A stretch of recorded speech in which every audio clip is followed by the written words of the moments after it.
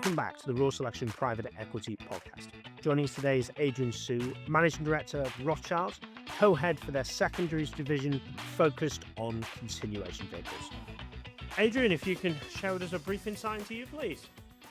Sure, Alex. So my name's Adrian Siew. I'm a managing director here at Rothschild. I joined the firm recently to co-lead the GP solutions practice, which is focused primarily on continuation vehicle opportunities for our sponsor clients. What we are focused here at Rothschild is the ability to marry together the CV capability alongside our sector expertise. And so, we're really excited to have this platform fully integrated within the global advisory kind of platform. And what's really exciting is the growth of this market has been phenomenal over the past 5 years. And so there's a real strong tailwind here that I don't see slowing down.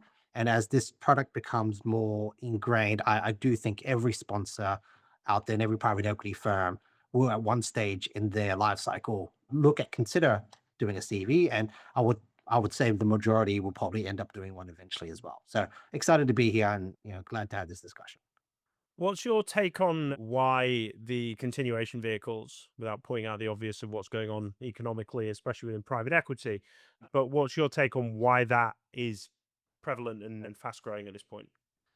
I think previously the idea around, and first of all, I think the continuation vehicle technology has been around for a long time. Back in the day, it was called things such as like a fund recapitalization, a fund restructuring. And then I think kind of in the 2017, 18, they started to lean into this idea of the term continuation vehicle. But the use of this is, I think, a lot more adopted today for two reasons. The first is I think there's much more capital in place that is dedicated to these opportunities, right? There has been a significant amount of secondary focused capital, not only to be deployed on LP led situations, but just as much kind of raised to pursue single asset and multi asset, CVs as well. And so I won't say the abundance, because I personally believe that there's a lot more to go, but the increase significantly from where it started in terms of capital available to be deployed to these situations has increased materially. Hence, I think GPs are leaning more into it. The second is the use of the technology is no longer foreign. I think if you think about the top 100 GPs or private equity firms in the world, 80% of them have done a CV. And then from that 80%, I would argue that maybe more than half have done more than one CV.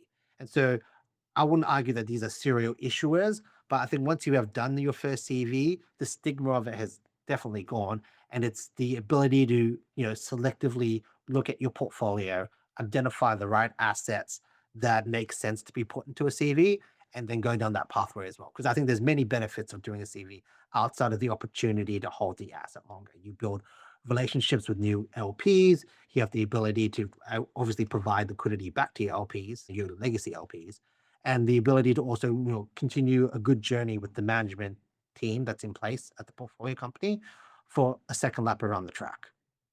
After nearly a decade of partnering with private equity firms, we have seen firsthand how the very best are hiring the best possible candidates for their portfolio companies, and they're not putting it down to instinct or guesswork. What they've done is they've built a repeatable process. And in our upcoming webinar, we are going to give you the insights and the insider track as to how those private equity firms operate. We're going to deep dive into the actual framework, going step by step of the processes they use, from the questioning and interviewing to the presentation they asked executives to do at the final stage. Join us on the 18th of August. The details will be in the podcast description, and you can sign up, and we'll see you there. What's one mistake that you see private equity firms making, and what would you suggest to correct them? I would say that not every asset should be put into a CV. And I think sometimes GPs lean towards the CV product as the option of last choice. And I think the CV situation should be assessed alongside, the IPO route or the M&A, typical sell side to a sponsor or sell side to a strategic. I think the discussion around the viability of a CV should happen at that initial point rather than, I think there is sometimes a mistake. I wouldn't say mistake, but sometimes a bias towards leaning into a CV opportunity as the option of last resort. And as such, I think those situations become trickier. That being said, I'm certain, and I've done deals where that has been the case, and the deal still works as well. So, but I do think as this market becomes more mature, I think the buyer universe is going to become a lot more kind of astute to focus on the narrative of doing the CV, making sure all that is coherent. And so if they start to feel that this is the option of last resort, it may not be a high priority CV for them to chase. Talk to us from your perspective on the what I'd call the kind of elephant in the room from a private equity perspective of prolonged hold periods, slower exit activity, fundraising pressure, capital to deploy, etc. There's driving kind of increased demand, obviously, for liquidity solutions such as yourselves. Yeah, I think there's been so many macro factors that have brought us to and compounding, right? So it's not just been 1 year of slowdown of the basically a closing of the IPO window. It's not just 1 year of the slowdown of M&A. It's been consecutive 4 or 5 years of these kind of thematic changes that has basically push LPs to think of ways to relieve the pressure off, right? Like there needs to be a way to get liquidity back. And so LPs kind of have two decisions, right? If they're not getting liquidity back from the investments or the GPs that they've invested in, they will manufacture their own, right? And so hence there's been a surge in the LP market of, LPs trading their positions between two secondary funds to get the liquidity back on the program. I think maybe taking a step back, the programs that these LPs have always been designed to be what I would call self-funding, right? They've kind of mapped out the deployment so that as those distributions come back, they can redeploy it into new kind of opportunities, and it's kind of like the flywheel working. Given the slowdown of distributions, these programs are kind of at a bit of a stalling point that they needed that liquidity to get the wheel turning again. And as such, using and turning to the secondary market to get that liquidity kind of got that wheel turning back again. And that's more focused around the LP portfolio sales. If I think about the CV market, outside the adoption of the GPs wanting to do so, this is another opportunity to get that liquidity back to the LPs. And if you think about, I think in 2025, all distributions, if you put a percentage of how much of that was actually driven through CV kind of situations, I think the general consensus around the market's around 15 to 16% of all liquidity back into LPs have come through a CV process. So overall, we see, you know, LPs using this market to kind of get the wheel turning again to get these programs funded. Second of all, it's kind of a pathway for the GPs to get liquidity back to their initial investors in their funds. Is that how you're seeing it from a kind of strategic portfolio management tool now, and kind of rather than kind of a liquidity solution? That's right. I would say that people who have become, and especially large LPs, they look at this as a tool in the toolkit that is used, I wouldn't say systematically, but used in the right way. It's not something that they use as a knee-jerk reaction to the market changing. Yes, like you would see a lot more secondary trades on the LP side happen when let's say there's been a big downturn in the market because you're overweight privates, right? And so you need to rebalance your portfolio. But I think outside of that, people are using the secondary market almost programmatically to a degree to be able to get liquidity back on older vintages, to remove non-core relationships and managers, to kind of rebalance the portfolio accordingly. And it's a tool that allows them to do that outside of just, time itself expiring and certain relationships just no longer being in focus. So LPs are using this as an active tool in the toolkit. And more importantly, yes, it is definitely used when there's a large market shock, but it's not the primary use of it anymore. It's kind of a muscle that's exercised at the right time. And are you seeing that from a kind of the portfolio optimization, capital recycling, long-term private market kind of strategy then? I think it's the opportunity that you don't feel constrained anymore in your primary investment strategy, right? Like typically before the secondary market was so buoyant, you would be focused on kind of the hold periods being, somewhat set in a 10-year hold period for when you invest into an LP, right? Or invest into a GP, excuse me.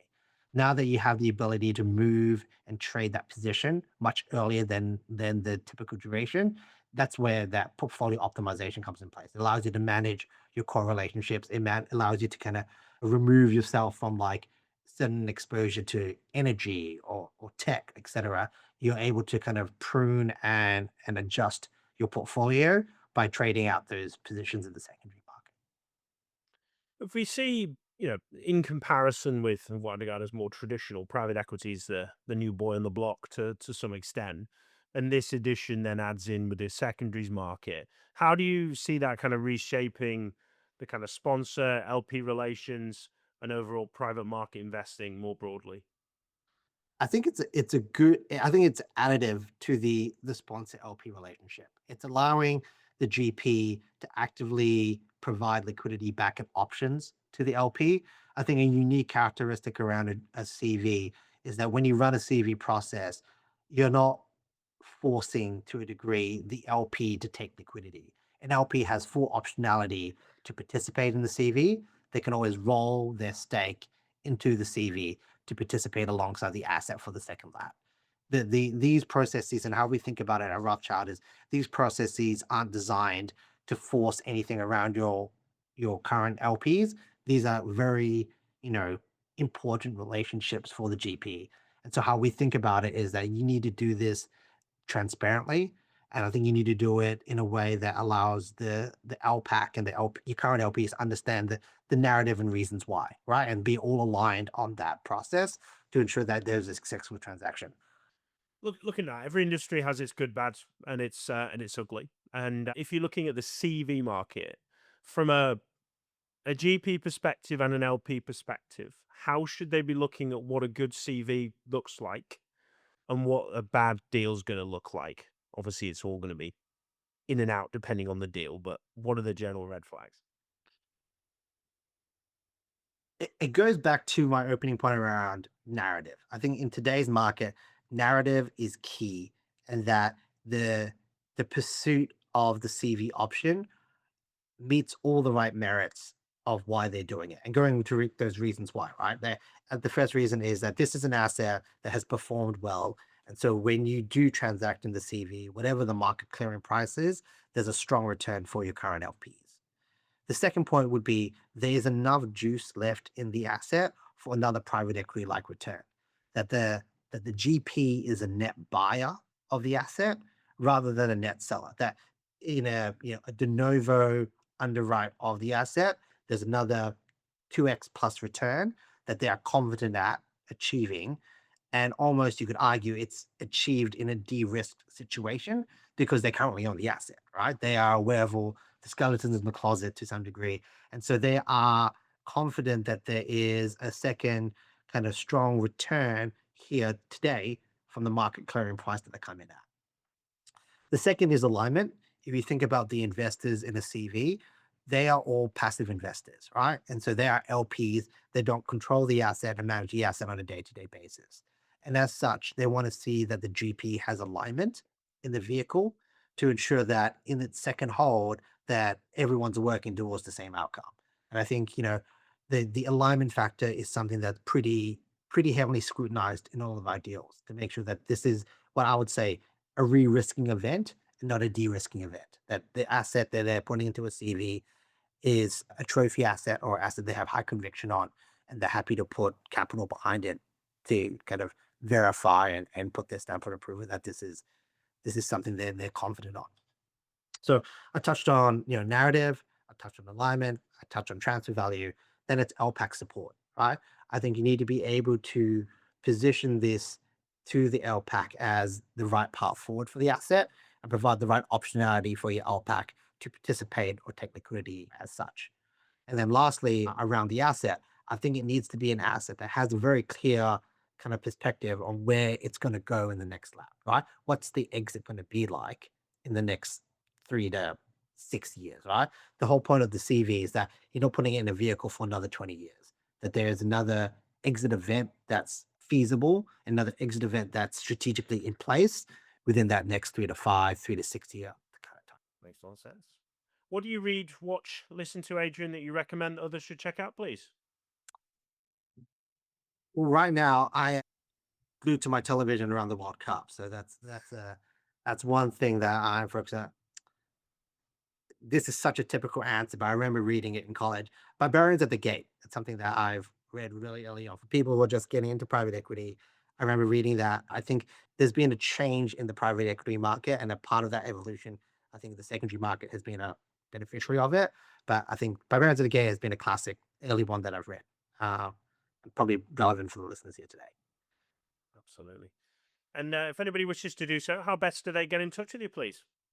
Sure. Visit the Rothschild Co website. Our contact details are there. I think for the listeners here today, for graduates and MBA students, we have a very structured recruitment program.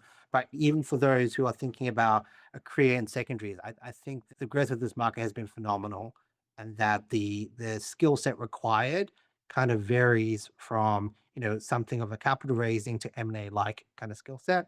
So it's a very dynamic kind of career choice for those that are pursuing a career in investment banking. So yeah, you reach out through the website. Details are there. Marks. And well, thank you very much for coming on to the Private Equity Podcast. Thanks, Alex. It's been a pleasure. And as always, thank you very much to all of our listeners for tuning in yet again to the Private Equity Podcast. Till the next time, keep smashing it.